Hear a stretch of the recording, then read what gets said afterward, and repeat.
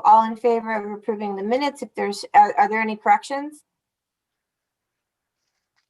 I think there was a Ms. Mitchell instead of Meyer Mitchell, but no big deal. Okay, so all those in favor of approving the minutes, say aye or raise your hand.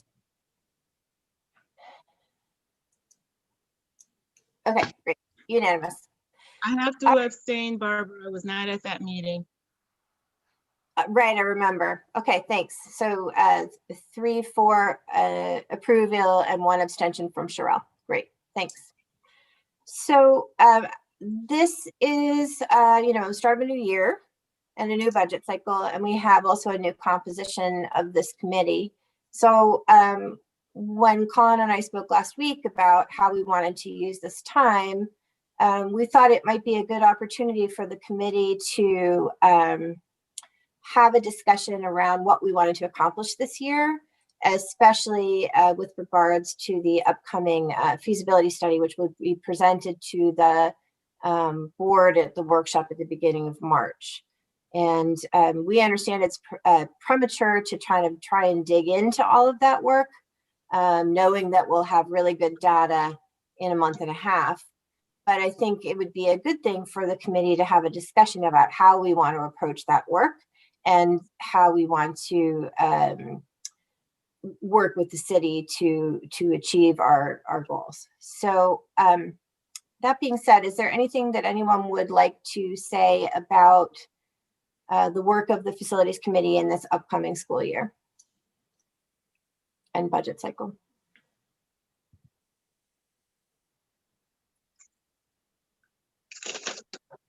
I just want to, sort of note, as we have already, that we're eagerly awaiting. I know we should be seeing a preview soon of the new facilities study. I think it's important to sort of update and build upon the last one we did, because even in 6 short years, a lot of the district's needs have evolved and changed. And so I think that we want to be guided by the most up-to-date data possible. I agree. And I think that Frank Costanzo and Bill Hodel and Tom Hamilton and Jim Giuliani have done an excellent job over the last 5 years in working to chip away at the backlog of work that we needed to do in our buildings, that there has been a lot of progress made. And my intentionality for sure, as we proceed, is that we continue to make that progress and do so in an equitable fashion. So I know, Frank, would you be willing to talk a little bit about the feasibility study and how you think that the facilities committee can be helpful in responding, the timing and our response to the information provided? Sure, absolutely. Good evening to everybody on the committee tonight. The Newman DLR group has already begun to do some of its study here in the district. It'll be taking a close look at all of our facilities over the next few weeks.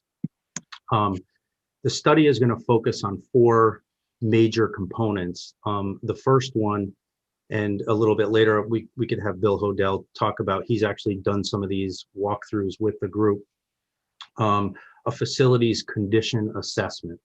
And that's something very similar to what we saw happen 5 or 6 years ago when Silver Petroselli did a comprehensive facilities master plan back in 2015, taking a look at all of the mechanical components of the school buildings to see where they are in their useful life, what needs replacing in a priority format. The second major component is addressing the learning environments within the school. And that's a real exciting, innovative component to this study.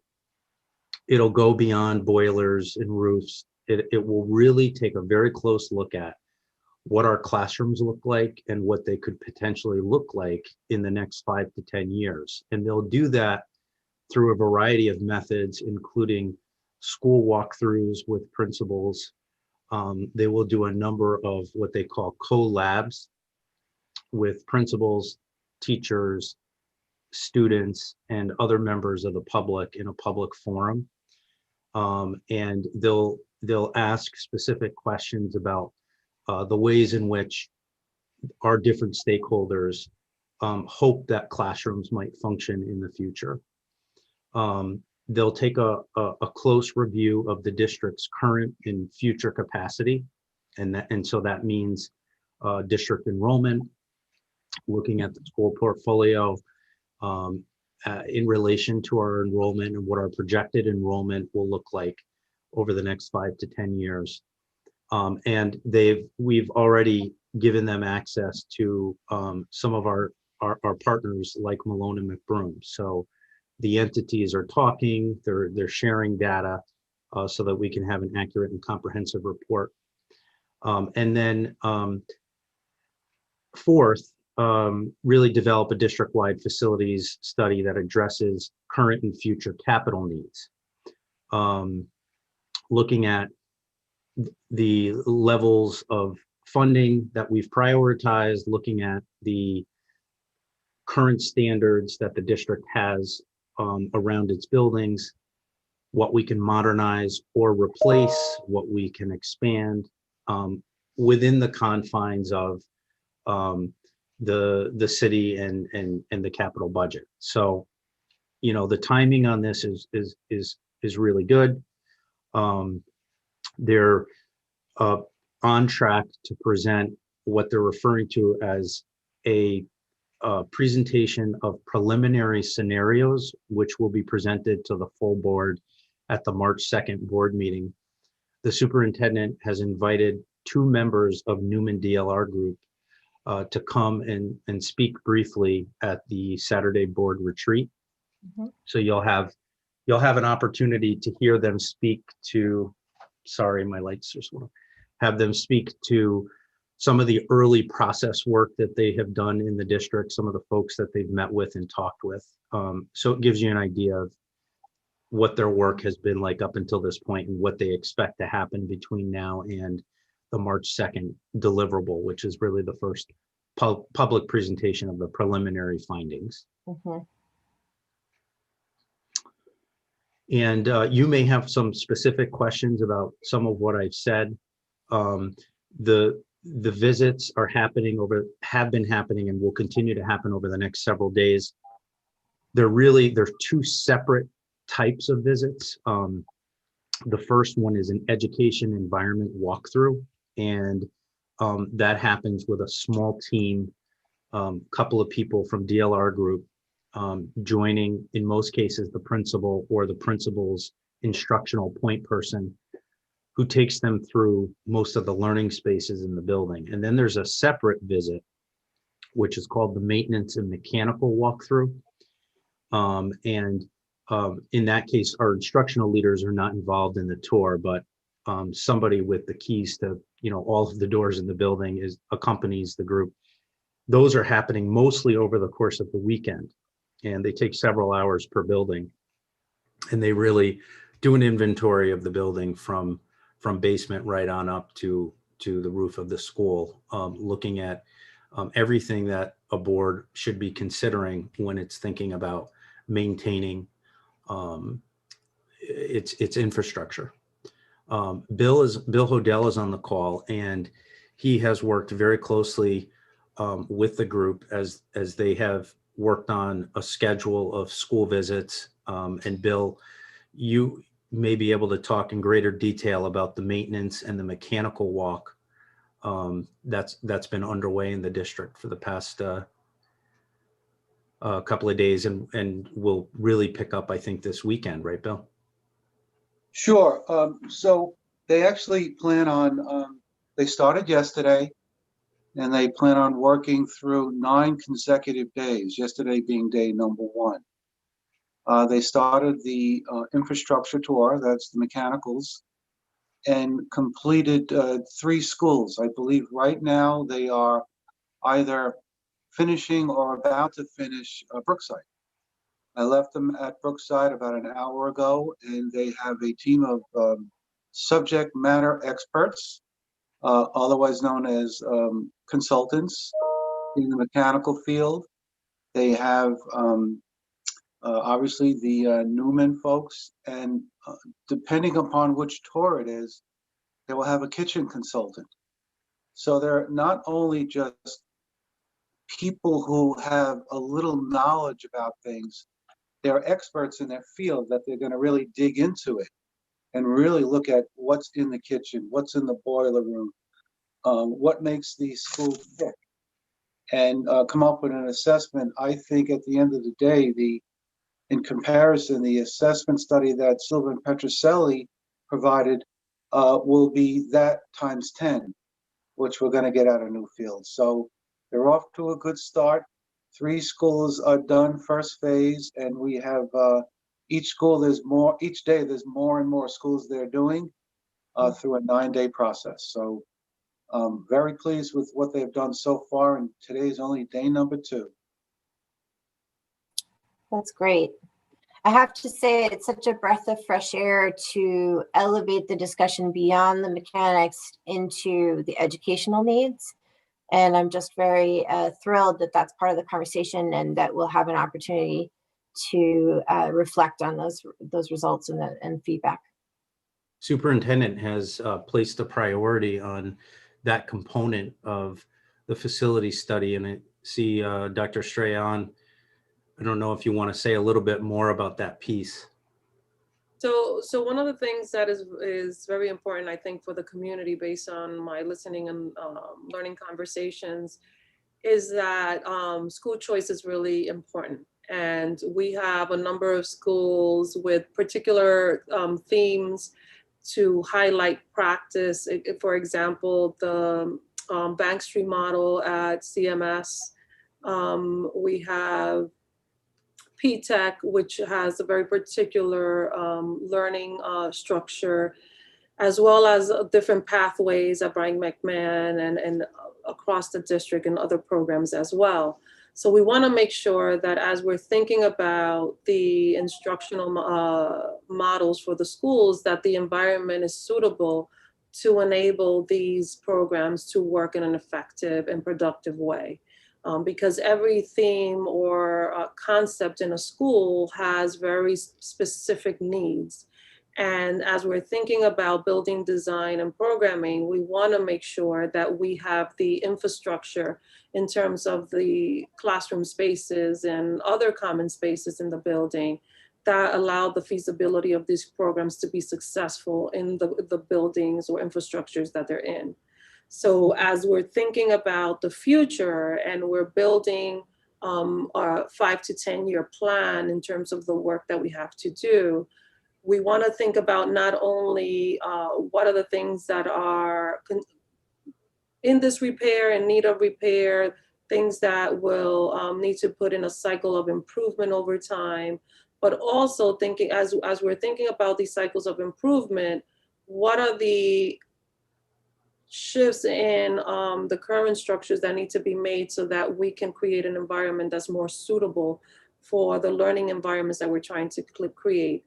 Even simple things as flexible seating for students and having learning labs and other features of that nature that are becoming more and more popular. How do we work with what we have? And as we are thinking about future renovations, keeping these pieces at the forefront of our conversation. That's why having conversations with the principals, teachers, and SGC leaders is really important, because we want to have a community conversation around what is important for the community and what might be lacking in the current infrastructure that might be inhibiting them to have the best learning environment. One of the things that we're also along those lines working towards is having more community conversations around what are some of the current perceptions, but also what are the hopes and dreams of what the work should look like as we map out this new plan of action.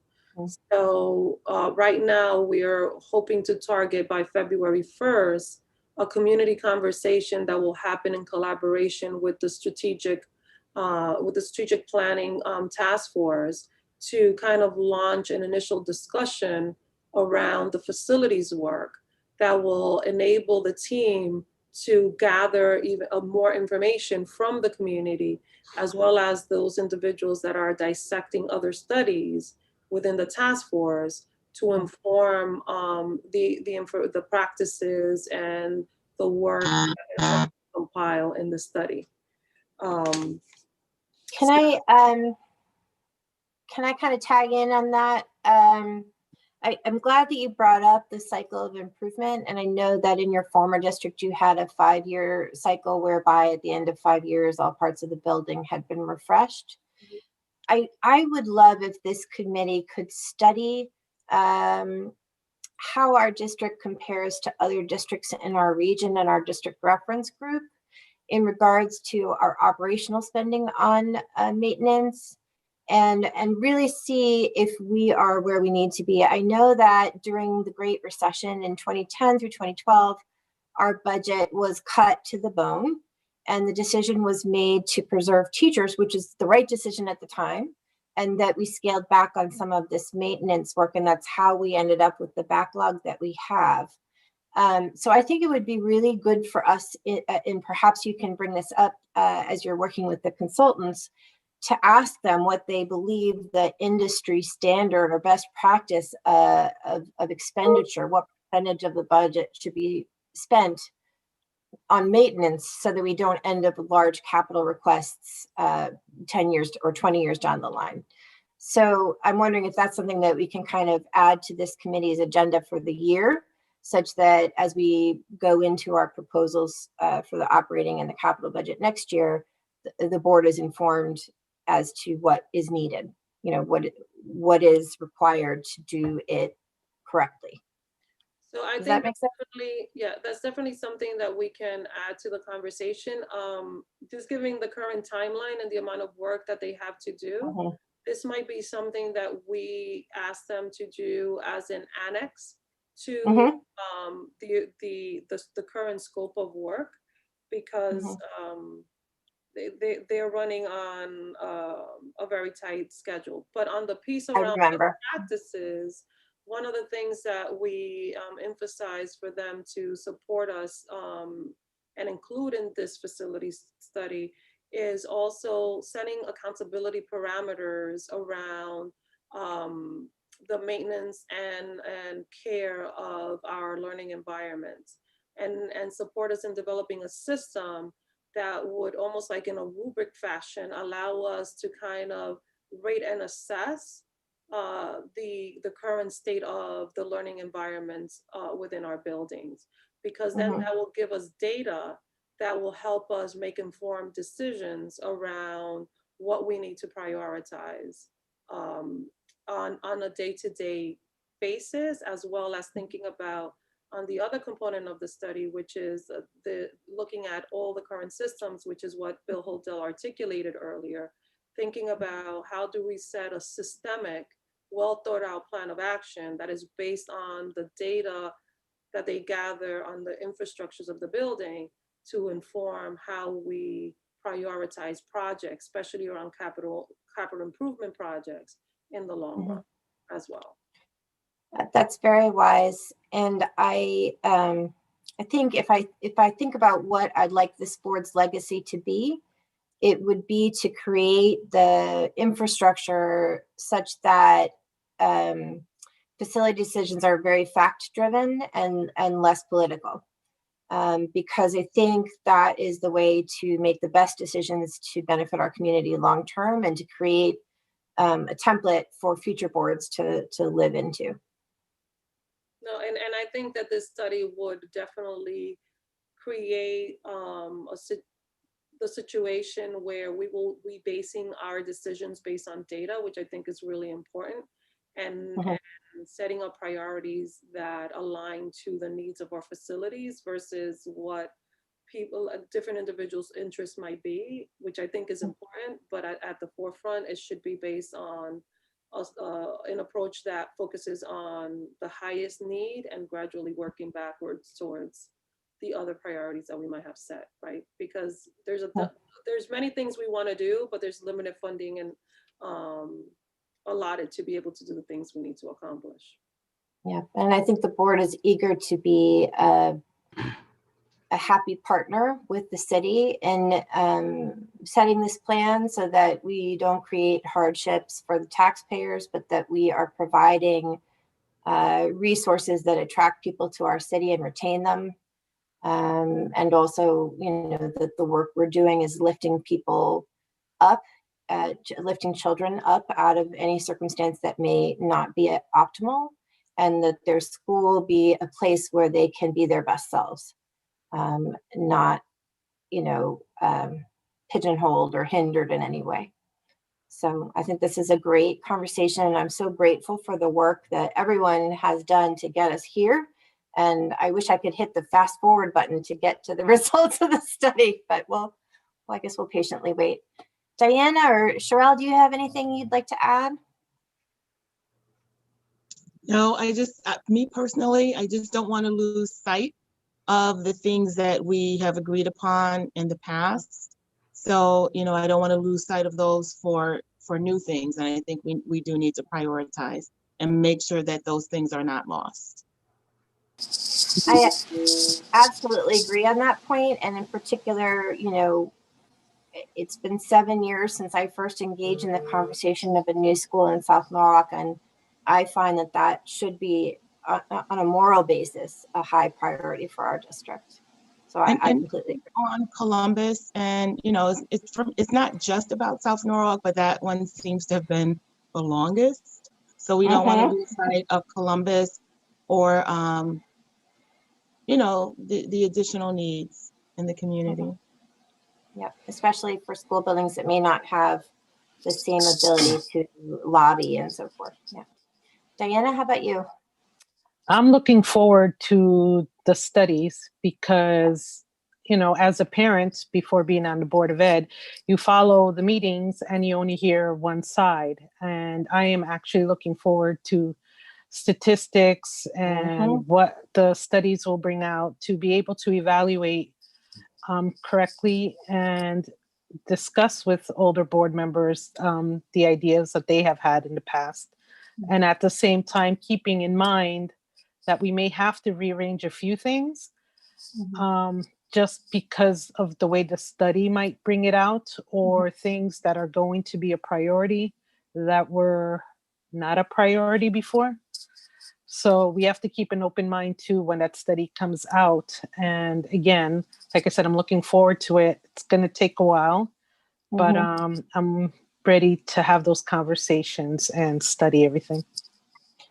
Yeah, I agree with Diana. I just want to make sure everything is equitable. And to your point, Barbara, that it's not political or one-sided because one interest group has this interest, as long as it's equitable, and that we don't forget about things just don't sort of disappear, either because, you know, a certain group is not vocal or not connected, versed enough, you know, to speak out for themselves. And we want to remember that the children of those parents, we're trying to get those children up to a certain standard that their parents may not have had. Can I? So that's my 2 cents. So I think in reference to Sherelle's point, and I think Barbara mentioned it earlier, I think South Norwalk is a current conversation in terms of the South Norwalk schools. So, and it's something that we're actively looking at, and I'm hoping that we can reach a solution around that soon. I hope so too. And not to cut you off, Dr. Estrella, but I'm just trying to think of how to put this nicely. Yeah, I just hope so, because sometimes it seems like it keeps getting kicked down the road. Maybe it's because, you know, different people have conflicting interests as far as what should be done, but I just hope we don't lose sight of that. It's at the forefront of my thinking. So, and I think the team has been actively looking at that. So we're on it. I think in terms of the piece you're talking about, equitability and making sure that it's not about who advocates most, that the capital plan and other resources are engaged in. This is why this study is essential, because the study will be based on data. It was going to be based on like the fact of where the current state of things are. And if we utilize this tool as our guiding principle in making decisions, then it becomes less politicized and about who's advocating most, but of where it's needed the most and where do we need to place the efforts in. So I'm hoping that through this study, we will eradicate some of those challenges that might be creating a disproportionate distribution of resources across the system. Because when we're talking about equity, and as you know, this is something that we've engaged in deep conversation about, especially around the development of this new strategic plan. In order to develop equity, we have to make sure that our processes also align, not only in terms of the academic elements, but also when it comes to facilities and other infrastructures that are just as important as the things that are happening inside the classroom. So that is duly noted and appreciated. Thank you. Thank you very much. And I think, as we also bring this information forward to the city, it's important that the board be impeccable in our facts, that our estimates are correct, and that what we're proposing will be what hopefully it happens in reality. I know that one of our challenges in the last cycle was some of the estimates were off, and then we had to shift funds and things got delayed, and it caused a lot of discomfort for the community because there were unmet expectations. So I think it's really important that we work with the city to manage expectations, set them well, and then meet them efficiently, effectively, and affordably. So that's the goal this year. And I'd really love for this committee also to be more involved in the capital recommendations that are submitted to the city in December, by engaging in the recommendations of the study throughout the year, so that the committee has a chance to vet those proposals before they go to the city. So I think to that point, Barbara, and I think to kind of build on the points about approaching this with an equitable lens, from an equitable lens. Do we have a strategy for? I mean, tonight's discussion is about preparing for this study that we'll get in a few weeks. So, do we have a specific strategy for how we're going to respond to the study in terms of how we, specifically address some of its findings and specifically plan for how to move forward?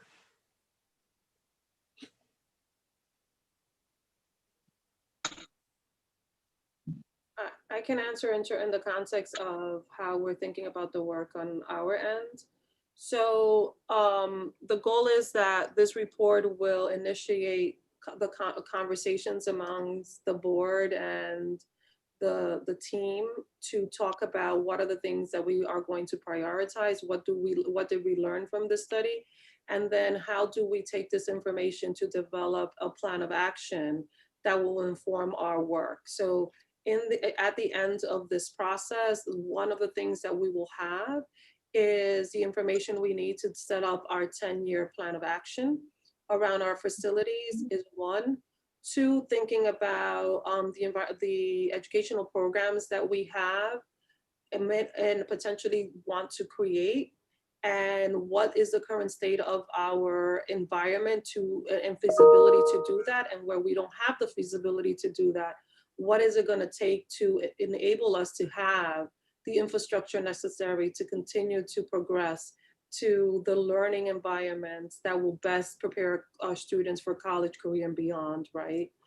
And I think thirdly, it's going to also help us develop a cycle of maintenance that will enable us not to sustain and well maintain our buildings over time, so that, like Barbara articulated earlier, we are not in a situation where we get an array of things bubbling up because there wasn't a clear cycle of improvement over time. And when I'm talking about cycle of improvement, I'm not only talking about capital related improvements, I'm also talking about day-to-day improvement processes where we ensure that the things that need to happen on a cyclical pattern happen so that our buildings are in a good state, and also setting up accountability structures for those that are responsible for the maintenance and well-being of our facilities, so that we can have an adequate assessment of the state of our I'm going to use the concept state of our schools, but I'm referring really to the state of the facilities in the district at large. So the consultants will help delineate those priorities based on the data, and then it's going to take us coming together to think about whether or not there's alignment, whether there are things that we want to fluctuate, shift based on what comes out of the study. But I believe in March, we will have an opportunity to digest the findings. And as a board, we will have to have a follow-up conversation where we then talk about what is feasible for us in a scope of 5 to 10 years and what might not be, so that then we can prioritize what is important to us based on the things that we've learned from other studies and the importance of those elements, and how do we then drive that into the work that we need to do in facilities as well. That's great. I answered your question, but I think so.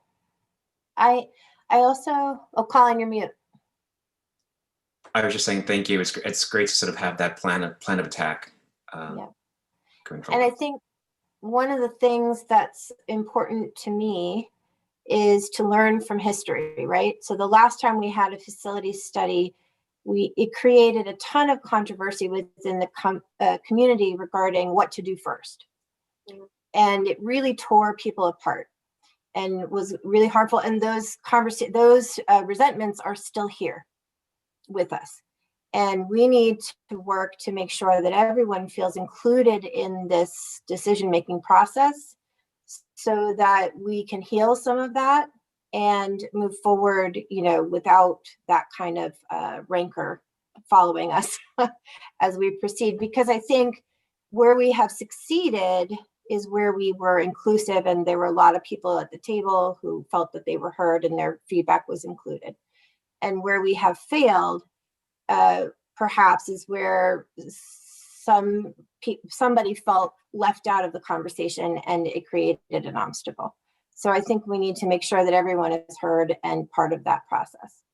Well, Barbara, you mentioned everyone is heard. That's important because what I do find is on any occasion, perhaps an active SCG or an active PTA might come to us and say, we want to rebuild the cafeteria. We want to rebuild the library, the media center. We want new lockers, whatever it may be. Now, while that's all good intention, and in some cases they may even fundraise for it, it may deviate from the plan. And how do we bring them in to partner with us and have everybody believe in the one plan that's going to be developed? And if they have any suggestions down the road, it should coincide with the plan at hand, as opposed to, my son was at a middle school and he couldn't fit his backpack into the locker. What are we replacing the lockers? Obviously, the lockers are going to be assessed during this program, but in some cases they get a little apprehensive and they want to act sooner than later. And as I said, even fundraise. And that's a challenge we have every year. So I think, Bill, along that, I think, well, I don't know, Frank, if you want to talk about the collabs and the role that's going to play. Yeah, I was going to say, even before that, to underscore the point that we've heard tonight, which is at the end of this process and with a report, we don't want to have winners and losers. That's right. We want to have a community that feels as though this was a fair process and that we're doing things in a way that makes sense, that captures as much of the improvement that we've had. Now, we've had really decades of deferred maintenance and that recessionary period, which put us back. And so there will be some decisions that will have to get made where we can't do, everything all at once. And I think that truly underscores what we've talked about, which is to have this vendor help us develop a cycle of practice so that we have a routine maintenance schedule. And the superintendent has given the example of 20% of the interior of the school buildings getting painted on an annual basis. And if that is a consistent practice, then there really aren't winners and losers, because there's a plan and we know that it's built into the plan, and folks in the different communities are going to be taken care of. Exactly. I was reflecting upon the discussion last night with the Planning Commission, and, the commission chair, Brenda Meglio, expressed, areas in which she had been hoping for repairs for a long period of time.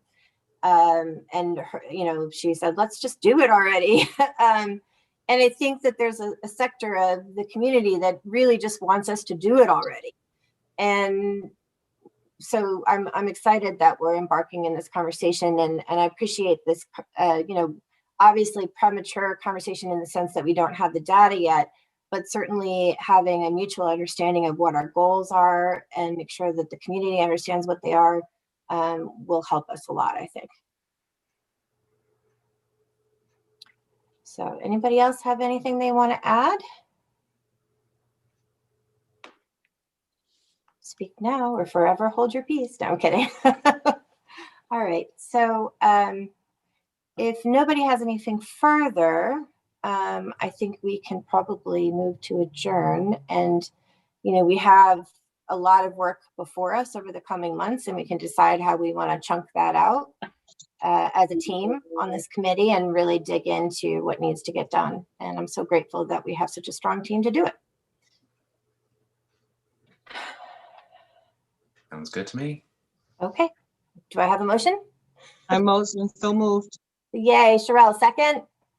Aye. Diana. Okay. All those in favor of joining? Aye. Aye. Good night, my friends, and see you soon. Night. Thank you. Good night. Thank you.